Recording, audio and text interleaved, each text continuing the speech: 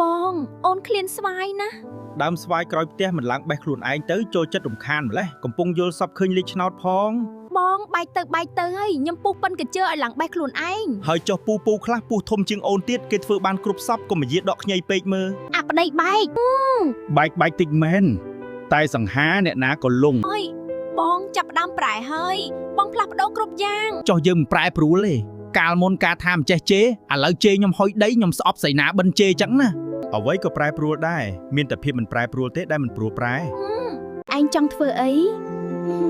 គ្នាចង់ឡើងបេះផ្លែស្វាយនេះឯងបែកមែនពោះធំចង់ឡើងដើមស្វាយប្តីធ្វើបាបចិត្តពេកចង់បែកមែននឹងក៏មិនដែលធ្វើឲ្យគ្នាបានសុបាយចិត្តទេពេលណាលែងចោលប្តីរបៀបហ្នឹងខ្ញុំមិនអាចកាត់ចិត្តពីគាត់បានទេទោះគាត់រៀងបែកតិចមែនតែមនុស្សអោបជាប់ទ្រូងពិបាកធ្វើចិត្តដាច់ណាស់លោកប្តីទៅនៅរបស់ឯងទៅណាហើយគាត់ទៅធ្វើការនៅឆ្ងាយមិនគួរឲ្យជឿគាត់ធ្វើការអីមិនដឹងទេគាត់ថាការងារស្រួលដែលគាត់ប្រាថ្នាការងារស្រួលបានលុយតិចគាត់ទៅលក់ខ្លួនទៅបើគាត់ថោកចឹងមែនខ្ញុំនឹងលែងក្បាលគាត់ចោលការអត់ធ្មត់មានដែនកំណត់រឿងរបស់អ្នកភូមិនេះមិនអាចលាក់ពីមីងអ្នកចិត្តខាងបានឡើយបើមិនបានតាមដានរឿងគេខ្ញុំនៅមិនសុខទេ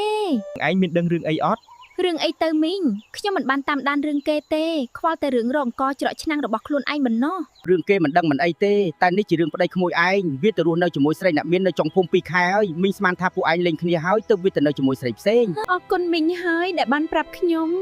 បើចង់ដឹងរឿងអីសួរមីងអ្នកចិត្តខាងទៅពីដើមភូមិដល់ចុងភូមិមីងដឹងទាំងអស់ បងបាត់ពីផ្ទះ2ខែបងទៅរស់នៅជាមួយស្រីមែនទេបងមានស្រីក្បត់ចិត្តខ្ញុំ ប្តីមានស្រីមានអីចម្លែកកុំឲ្យតែបងមានប្រុសធ្វើធម្មតាបណ្ដាទៅបងក៏ឲ្យលុយអូនចាយដែរតើ បងក្បត់ខ្ញុំហើយបងឲ្យខ្ញុំធ្វើធម្មតាទៀត ខ្ញុំបានលះបង់ខ្លួន5ទៅរកលុយមកចិញ្ចឹមហើយ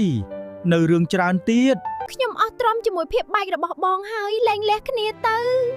ខ្ញុំមិនបានបង្ខំឲ្យទ្រាំឯណាខ្ញុំរងចាំពាក្យនេះយូរហើយខ្ញុំលែងលះប្រពន្ធខ្ញុំហើយតើពេលណាយើងរៀបការជាមួយគ្នាអូន ខ្ញុំគ្រាន់តែយកយើងសម្រាប់សបាយមួយពេលប៉ុណ្ណោះគិតថាខ្ញុំនឹងយកមនុស្សអត់កំណើតដូចយើងមកចិញ្ចឹមមែនទេខ្ញុំចិញ្ចឹមតែសត្វទេ